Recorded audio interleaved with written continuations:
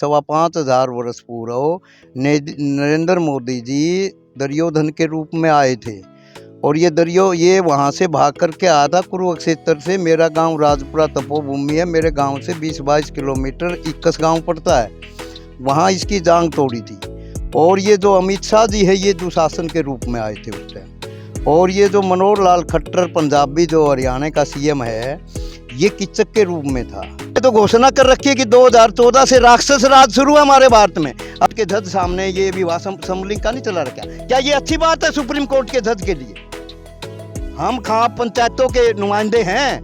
क्या उसने कानून बना? क्या आदमी से आदमी पैदा हो जाएगा? क्या लड़की से लड़की पैदा हो जाएगी? ऐसे बुरे कानून क्यों बनाते हैं? सोचना चाहिए उन्हें। योगी आदित्यनाथ ये जयद्रथ के रूप में आया था। और जो मोहन भागवत जी हैं इनके सर्वे सर्वा इनके आचार्य ये जरासंध के रूप में थे। और अडवाणी जी उस वक्त द्रोणाचार्य थे, दुर्योधन का आगे नहीं चले उस टाइम भी। और जो मस्तमौला हमारे पूर्व प्रधानमंत्री अटल बिहारी वाजपेयी थे ये भीष्म पितामह थे। और अन्ना हजारे विदुर के रूप में आए थे। और ये सभी केजरीवाल जी है उस वक्त के से ये अर्जुन थे जो इसका दिल्ली के अंदर जो रथ रोका हुआ है। और ये जो राजनाथ है जो हमारे गृह मंत्री हैं ये शिशुपाल के रूप में आए थे। और ये राहुल गांधी जी ये उस टाइम अभिमन्यु के रूप में थे। उसने कनौज के राजा जनक का रोल नहीं कर रहा हो। जो कनौज का राजा था वो जयचंद है। क्या जयचंद की भूमिका नहीं निभा रहे दुष्यंत चौटाला? क्या कहा था 51 रुपये? अब तो मुख्यमंत्री है। देवीलाल के खानदान में ऐसा दुष्ट आदमी क्यों जामा? देवीलाल ने तो 100 रुपये पेंशन की थी, जो कहा वो किया था। क्या हम अपनी सत्य बात को नहीं रख सकते? नमस्कार, मैं आपका दोस्त सत्येंद्र सिसाई। आप देखना शुरू कर दिया है न्यूज़ 24 लाइट के डिजिटल प्लेटफॉर्म पर। फिलहाल भाई मेरे पास देख पा रहे होंगे पंडित जी मौजूद हैं और बात करांगे भाई शमियाना कारण के है। पंडित जी ने एक बात बताई भाई, देश का प्रधानमंत्री नरेंद्र मोदी फिलहाल देश के प्रधानमंत्री हैं, उनका संबंध 5,000 साल पहले दुर्योधन से था। बहुत बड़ी बात है, इतनी पुरानी बात। और किस आधार पर पंडित जी ने यह बात कही है? और एक बात बड़ी अच्छी तरीके से पूछांगे। हाँ जी बताओ, दुर्योधन का नरेंद्र मोदी के साथ में किस प्रकार संबंध हो इसका है? मेरा जो अनुभव है शास्त्र के मुताबिक है, जो आजकल जो देश के अंदर जो इन्होंने नीतियां चला रखी है, जो कुछ भी हो रहा है कि मेरे अनुभव के मुताबिक शास्त्र के मुताबिक आज से 5,500 वर्ष पूर्व नरेंद्र मोदी जी दुर्योधन के रूप में आए थे। और ये वहाँ से भाग करके आया था कुरुक्षेत्र से। मेरा गांव राजपुरा तपोभूमि है, मेरे गांव से 20-22 किलोमीटर 21 गांव पड़ता है। वहाँ इसकी जांग तोड़ी थी। और ये जो अमित शाह जी है ये दुशासन के रूप में आए थे उस टाइम। और ये जो मनोहर लाल खट्टर पंजाबी जो हरियाणा का सीएम है ये किचक के रूप में था। और ये योगी आदित्यनाथ ये जयद्रथ के रूप में आया था। और जो मोहन भागवत जी हैं इनके सर्वे सर्वा इनके आचार्य ये जरासंध के रूप में थे। और अडवाणी जी उस वक्त द्रोणाचार्य थे, दुर्योधन का आगे नहीं चले उस टाइम भी। और जो मस्तमौला हमारे पूर्व प्रधानमंत्री अटल बिहारी वाजपेयी थे ये भीष्म पितामह थे। और अन्ना हजारे विदुर के रूप में आए थे। और ये सभी केजरीवाल जी है उस वक्त के से ये अर्जुन थे जो इसका दिल्ली के अंदर जो रथ रोका हुआ है। और ये जो राजनाथ है जो हमारे गृह मंत्री हैं ये शिशुपाल के रूप में आए थे। और ये राहुल गांधी जी ये उस टाइम अभिमन्यु के रूप में थे। उस टाइम इन्होंने चारों तरफ जाल बिछा करके मारा था। अब भी ये चारों तरफ इसके फैले हुए हैं। और सोनिया जी उस टाइम पंचाली थी। और ये उनकी वही नीतियां हैं। अब नरेंद्र मोदी के बारे में लेते ये 24 घंटे मन घड़त कानून बनाता है और मन की बात कहता है इसके। मैं पंडित जी टोपी में टोकना चाहूँगा। आपने जो बीजेपी के महान नेता फिलहाल देश में जिनका शासन है, नरेंद्र मोदी जी, अमित शाह जी, राजनाथ सिंह, अडवाणी जी हैं, सब ने आपने एक महाभारत जो कहानी है कहाँ, इतिहास कहाँ, पुरानी जो बताने वाली काल्पनिक कहाँ है सच्चाई थी उसके बारे में कहाँ। तो आपने जो भी ये नेता थे जो बीजेपी के हैं, एक बुराई के रूप में आपने उनका प्रदर्शन कर दिया। भाई उस समय दुर्योधन थे जो किसी का कहना नहीं मान्या करते, किचक थे जो भाई चाल चलन का गलत था, अपने रेखा बुराई का प्रतीक दिखा दिए। ऐसे अब सोचिए क्या पूरे भारत की जनता को दिखाई नहीं दे रही है? इनकी बातें दिखाई नहीं दे रही।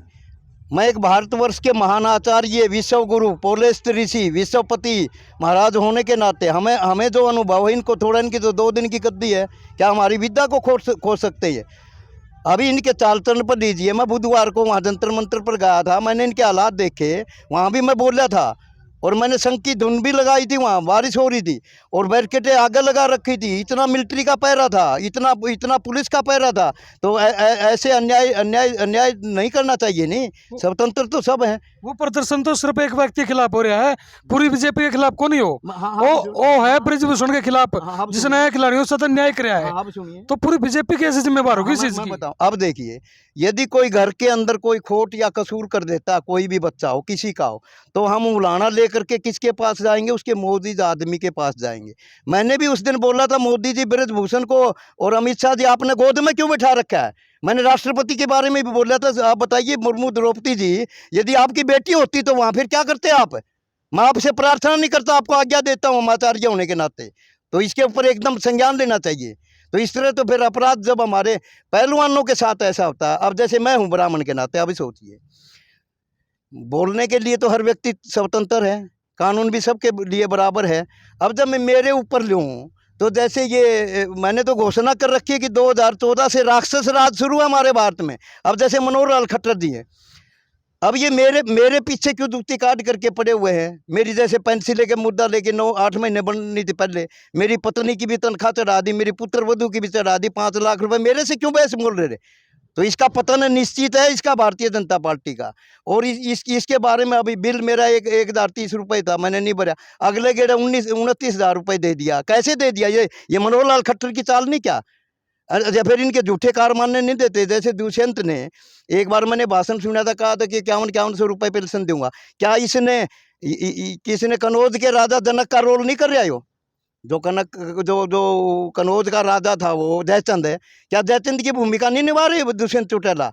क्या कहा था? 5100 रुपये। अब तो मुख्यमंत्री है, देवीलाल के खानदान में ऐसा दुष्ट आदमी क्यों जामे? देवीलाल ने तो 100 रुपये पेंशन की थी, जो कहा वो किया था। क्या हम अपनी सत्य बात को नहीं रख सकते?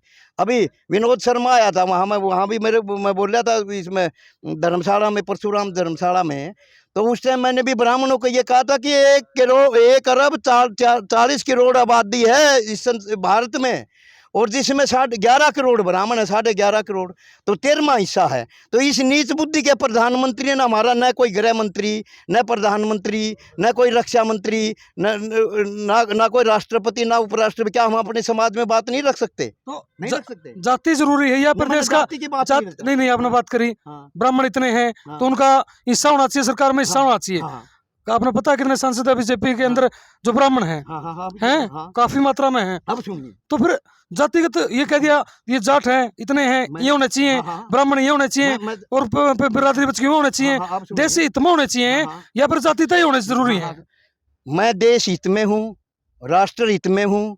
ये मैंने जाति की बात नहीं की, जाति की नहीं। मैंने ये कहा कि जब 30-31 के हमारे राज्य हैं, केंद्र शासित प्रदेश है, एक असम को, तो कोई मुख्यमंत्री तो ब्राह्मण होना चाहिए, ये कोई पद पर तो होना चाहिए। इसकी नीच बुद्धि से कितने पीछे फेंक दिए। 11.5 करोड़ 13वां हिस्सा है, तो क्या हम अपनी बात को अपने समाज में भी नहीं रख सकते? ये 24 घंटे अन्याय पर चलता है, ये अच्छी बात नहीं है। अब सुनिए भविष्यवाणी। जैसे अब कर्नाटक में इलेक्शन होने जा रहा है, 100 की 100 एक तरफी विपक्ष की जीत है, 100 की 100 हारेगी। वहाँ गोड्डे रगड़ लो, अमित शाह भी, मोड्डा भी, चाहे प्रधानमंत्री भी, जो हमने शिव कृपा से भविष्यवाणी कर दी वो कर दी, देख लेना आप। 100 की 100% है, एक तरफी जीतेंगे वो। तो मतलब ये तो आपका फिर कांग्रेस प्रेम हो गया। नहीं, राष्ट्र हित में नहीं हुई बात। ये तो ये कांग्रेस पार्टी का हो गया, ये बीजेपी का हो गया, ये राष्ट्रीय लोकदल का हो गया, ये उस पार्टी का हो गया। ये मैटर थोड़ी होगा। ये पार्टी सर्वोपरि नहीं है, देश सर्वोपरि होना चाहिए। इसी बारे में सुनिए। जैसे पार्टी के बारे में आपने कहा कि आप कांग्रेस के, मैं कांग्रेस का नहीं हूँ। कोई भी नेता किसी की भी पार्टी आए, मतलब जो अच्छे काम कोई भी। अब एक बात सोचिए, जिस दिन से बीजेपी आई, ये सोचिए, इसने हरामजादों ने कानून बना दिया कि अनपढ़ आदमी इलेक्शन नहीं लड़ सकता। ये ओपी धनखड़ था उस टाइम, क्यों बनाया? क्या फिर वोट क्यों गिरवाते हैं अनपढ़ों के? फिर लोकतंत्र कैसे हुआ? कानून सबके लिए बराबर है। फिर यदि 10वीं पास सरपंच कर दिया तो प्रधानमंत्री तो PhD होना चाहिए। फिर मैं एक ही में बात करें, अनपढ़ आदमी ये कानून बना दिया, अनपढ़ आदमी इलेक्शन नहीं लड़ सकता। आप बताइए क्या ये अच्छी बात है?